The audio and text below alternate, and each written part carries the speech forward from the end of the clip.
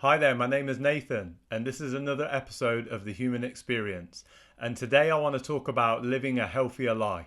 Really, with this episode, I want to be really honest with myself, and obviously that to come across and be honest to you guys, because I feel like sometimes we tiptoe around certain topics, and for me, health is really serious, you know what I mean? And we can all kind of laugh and joke like, oh, we don't want to live like a monk, or we don't want to live like, some kind of guru or something like that. Do you know what I mean? We don't want to live this strict disciplined life. But it's not necessarily the case when it comes to our feelings about the opposite effects of being unhealthy and how serious that can be. Waiting for operations, having these ailments that we just can't get rid of. Do you know what I mean? So when you start to suffer, then your health becomes, as they say, your wealth. That is the most important thing for an individual to have, really, isn't it? To have their health. So I say this in a kind of humour and a jest, but also a seriousness of, instead of F cancer, it really is F us. We're the ones doing things that we knowingly or sometimes unknowingly do to ourselves that are harming our bodies and harming the way that we are, like creating illness and creating this sometimes depressive state, not being able to sleep and stuff like that. So, it all comes down to a few factors that make you unhealthy, and that is lifestyle. So, what are you doing in your lifestyle that is either helping or not helping your health? Now, the first thing I'll start with is food and diet. If you're not eating the things that you should be eating to maintain a healthy lifestyle, and you're not getting the nutrition that that you need, or even if you don't know that you've not found out that you need, then something is going to be missing. Yeah, you can't just, it's like pin the tail on the donkey. You can't blindly try and pin down all the nutrition that you need just through a random shop in the week. Like, you have to, like anything in life, like running a business, like having any success in your life, you have to plan and you have to organize and you have to be aware and inform yourself or seek out this information from others. And that's what I want to help. It helps me on my journey. When I kind of are responsible for my health, that will then reflect on to my friends and my family, hopefully, because I want them to be healthy and happy as well.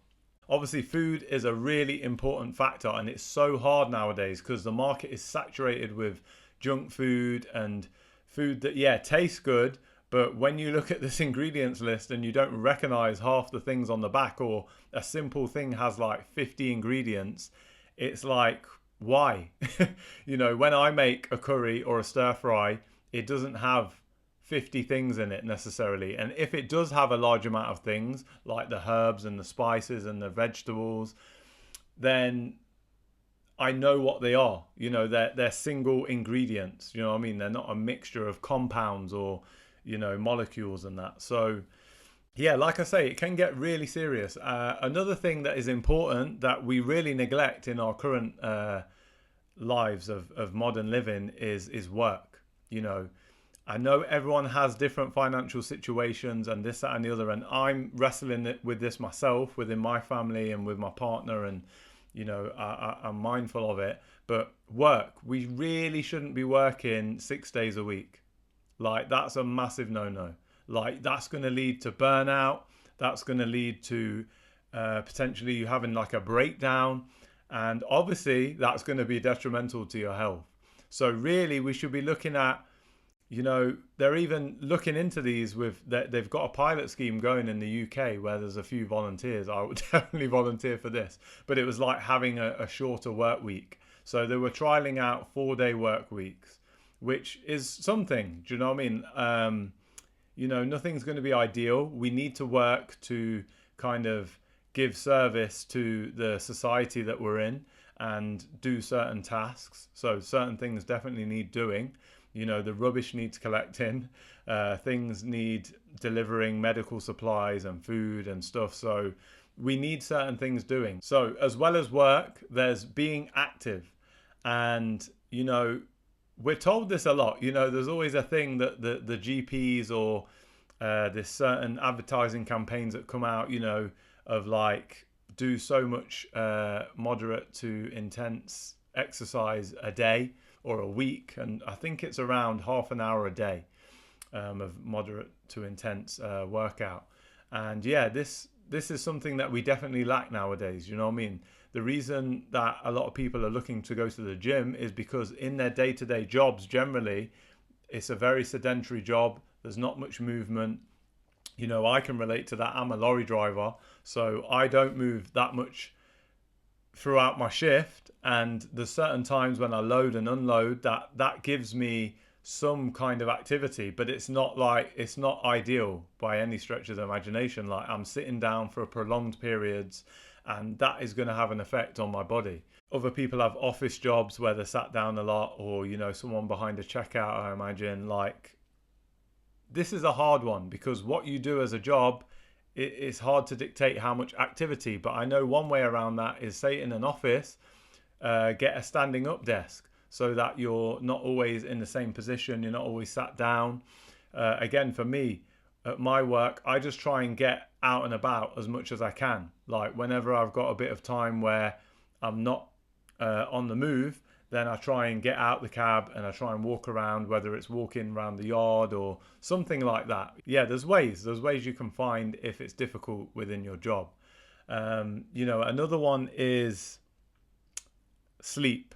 That's a massive one. Again, this feeds into that work schedule. If you're working 6 days a week and getting up and doing these 10, 11, 12-hour shifts, how are you ever going to fit in food and sleep anyway? So, you know, with this, I would say if you can cut your work hours as to the minimum that you can in order to survive and maybe have a little bit of, you know, extra income there as a backup, then yeah, obviously I know that is not easy and ideal, but if you can, like I say, with the sleep, then yeah, if you work less and you don't have such a strict timetable and schedule, then you're going to get more sleep. And if you work less, you're probably going to be less stressed. So therefore, sleep will be easier as well.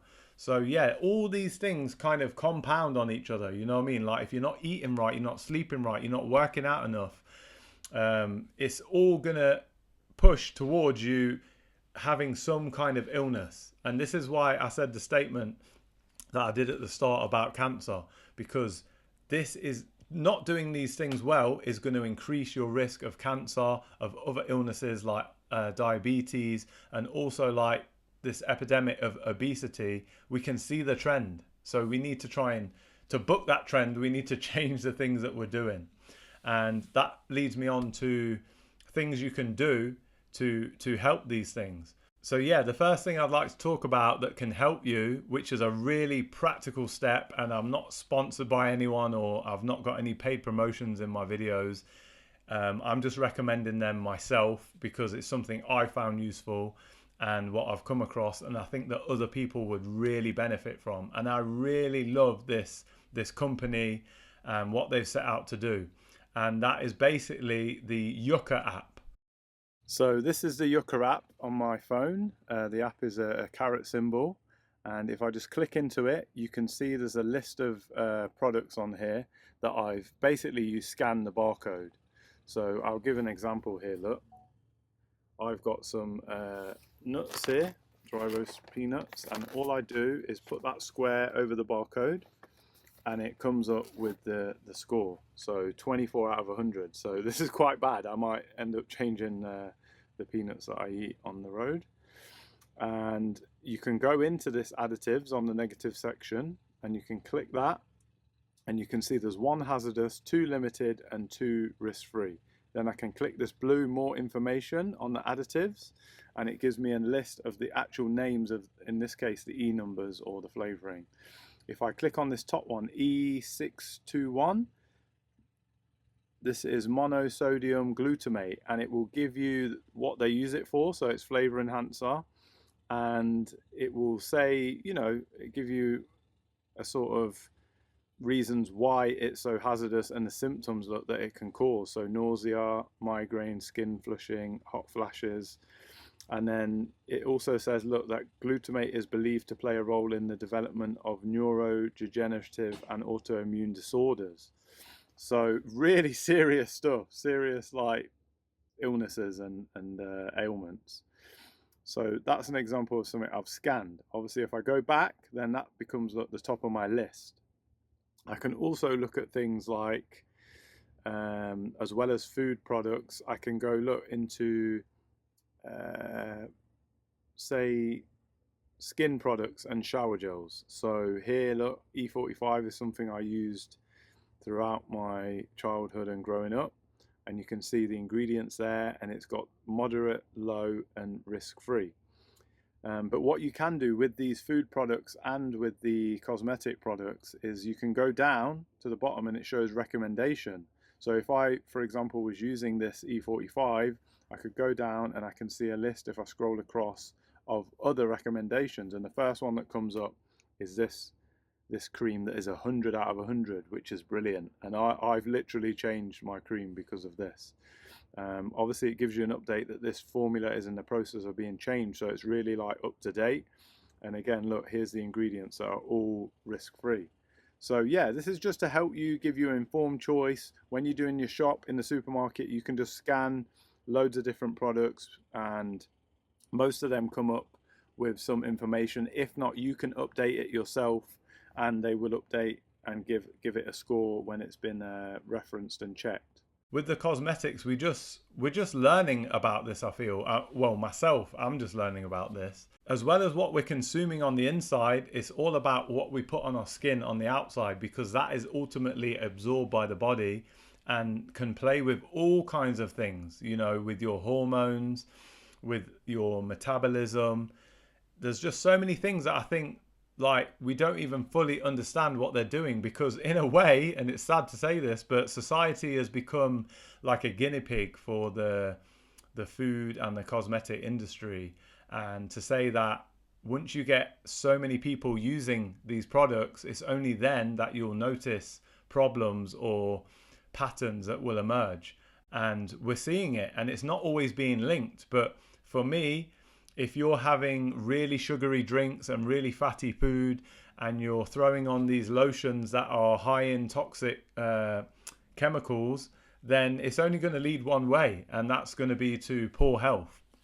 So it doesn't seem like the link is that hard to understand. And I know sometimes people are just unaware, and they're not, you know, kind of clued up to what is going on with what we're eating and what we're putting on our bodies. But that's kind of, some people would say, like a built-in thing to the system that they don't want us to know. And I'm not necessarily always going towards that side of things. I'm more towards the fact that yes, there is that kind of, you know, if you want to say, figment of this evil character that is just feeding us all this crap and bad stuff.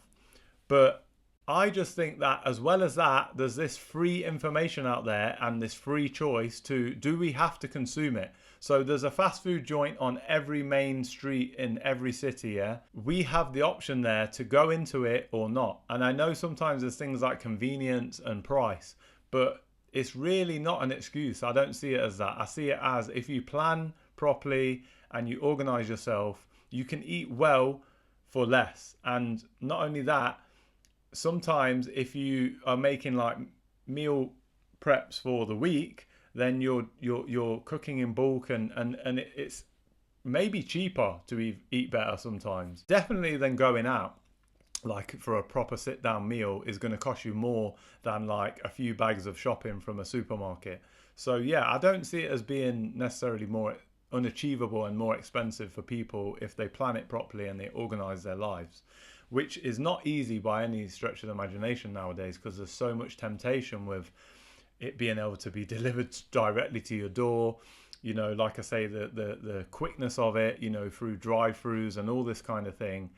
It's been made very easy, and therefore you have to make a conscious effort to avoid it. So yeah, as well as that Yucca app for food and cosmetics, there's also choices that you can make, like, and this is now going into your homes, which is such a personal space, yeah, but it's also like a space that we spend a lot of time in. And I'm not 100% sure of if there's apps out there that cover that, but I'm sure there will be, or there might be already on the market or on the way. But it's that the products that we use for cleaning, again, some of these are really toxic. Basically, you could check even the chemical lists on the back of these products, and you can just Google them and see what kind of cautionary things there are said about these. You know, yeah, it might be a bit harder to follow, but once you know which ones are no good or which ones are really, really seriously harmful, then obviously you just won't use them, and you'll be aware. So again, for me, I'm looking into this. It's early stages for me of like maybe using more natural cleaning products. You know, you can use vinegar.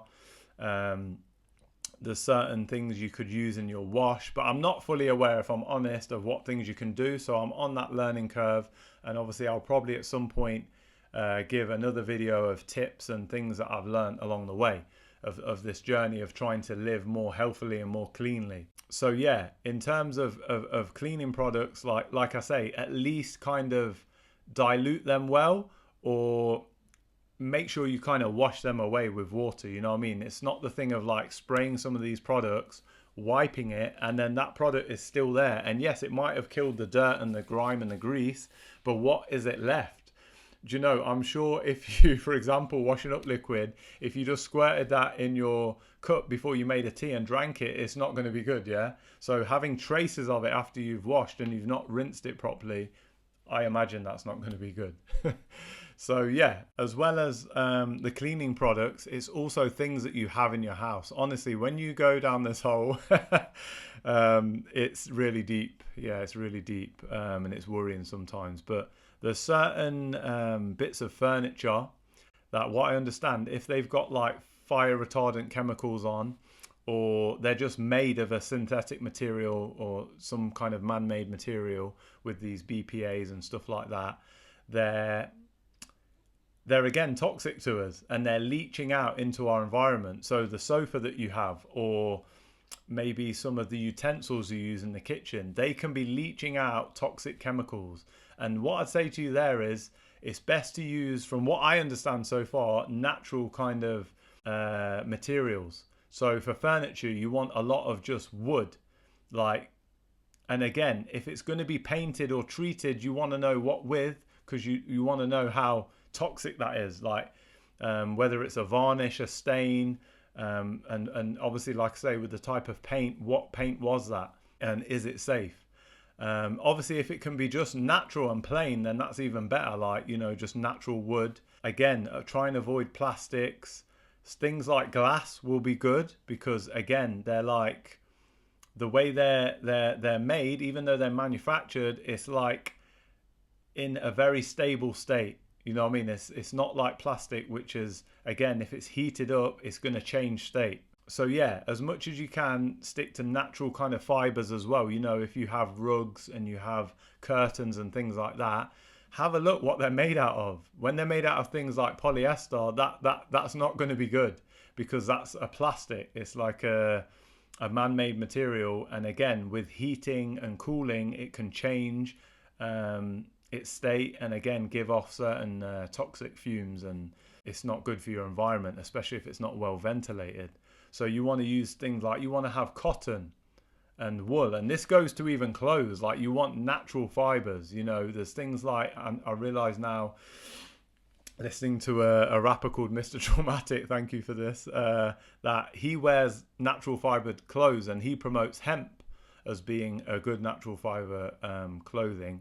That again, a lot of these tracksuits, and I'm guilty of wearing tracksuits, they're made out of man-made materials, and yeah, it's it's not good for your body to be like kind of encased in these things. Like, it's not allowing your skin to breathe properly. It's not allowing the light to penetrate, and you know, therefore, get of what sunlight we get in Britain, the vitamin D from sunlight and stuff like that.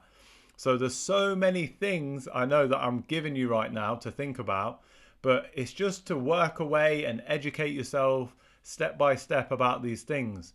And, you know, following on from the furniture that you have in your house and your utensils and your clothing, I'd go to lifestyle again of like trying to reduce your stress as much as you can, and do things that you enjoy doing, whether that's certain sports activities, even kind of socializing, going to social clubs, certain hobbies, but even getting outdoors, that would be really good, getting fresh air and stuff like that to calm your mind and get your body, your blood circulating and your body working. It's really good.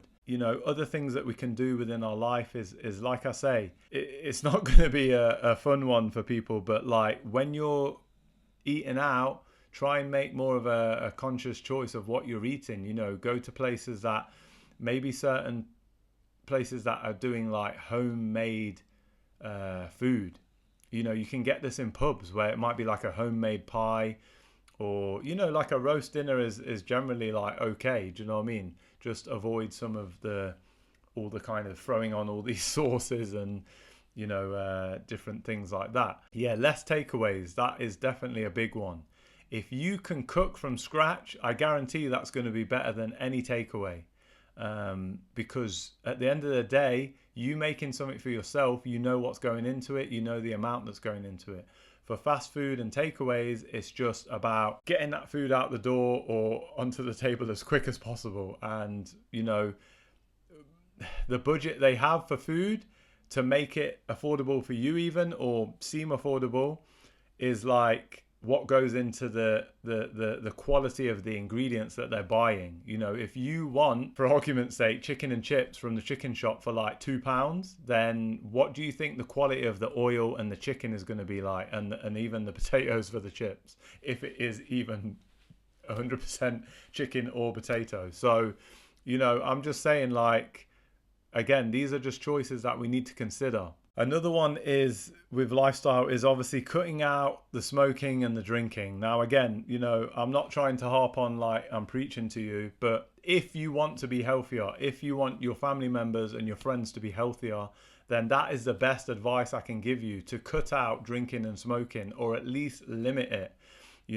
I'm more towards the kind of teetotal, not doing it, but I'm not like, if I touch it, like as in for me it's drink, then that's the worst thing ever and I'm feeling guilty. Like if it happens, it happens, but I try and steer away from it because I don't like the after effects of, for me it's drinking, and the impact it has on your following days and week, because you're going to feel the hangover, you're going to feel, it depends, but either way, even if you're drinking small amounts, it's having an effect on your body that you might not necessarily be aware of. Another one that is like an essential, obviously, is water.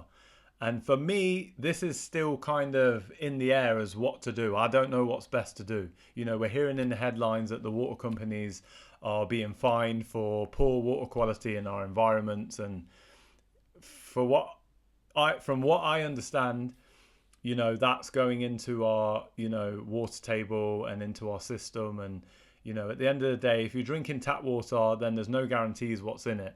So, I have a few friends that they use like the Brita filters. Again, how useful they are, I don't know. But doing something is better than nothing. I know at the minute there's a lot of things that are coming out, funnily enough, since these water companies have been questioned about the quality of water. There's these filters that you can attach to your tap under the sink, and it can filter the water as you're just running it through the tap. So again, I don't know how helpful these things are, and it's a shame that they're necessary, but if they are, then that's something to think about. As well as that, there's obviously bottled water. And again, for me, the way I've looked into it and what I can see, there's no perfect kind of source. Maybe kind of going for the filter, but also then balancing that with the bottled water, because you never know what's going to come out in the headlines one day that like this is really toxic and we just didn't realize it was toxic, having it out of the bottle. So I try and balance it. I have a bit of bottled water sometimes, and like I say, I sometimes drink from the tap. I have a lot of hot drinks as well, so if you've boiled it, obviously I'm hoping that that's better, but that might not necessarily be the case. So, you do what you can. It's a shame that our natural resources that we can't even trust, even down to fruit and vegetable, like the quality of it is not what it once was. And hopefully that can be reversed. Hopefully we'll learn to do things better and not just for profit.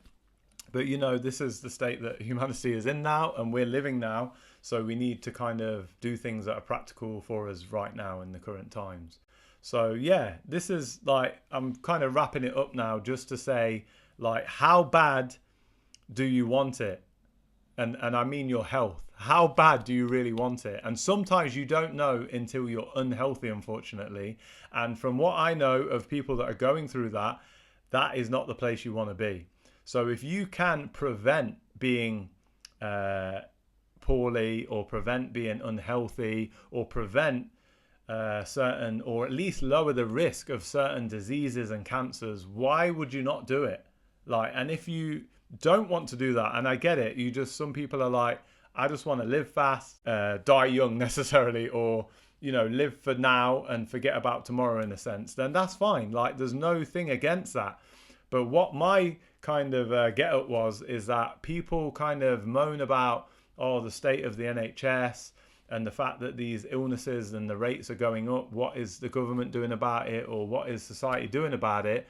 And some of the responsibility goes back to us. Some of it is 100% with the corporations and companies that are supplying this food and these products. But we need to demand the change. So if you start buying these more ethical products and healthy products, then these companies will just supply that because they're happy. Like, as long as they're making money, they're happy. And we have the power to change that with our money, with the choices we make. So yeah, I hope that's kind of gave you some insights into the kind of things that you can do. I'd love to see some comments about what kind of things you've done and what kind of things you've learned to help you lead a healthier lifestyle, because it's all about creating this community and creating these conversations to just ripple out into the world and hopefully make the world a better place. Do you know what I mean? For us all. So yeah, thanks for your time, guys. And I'll see you next time on The Human Experience.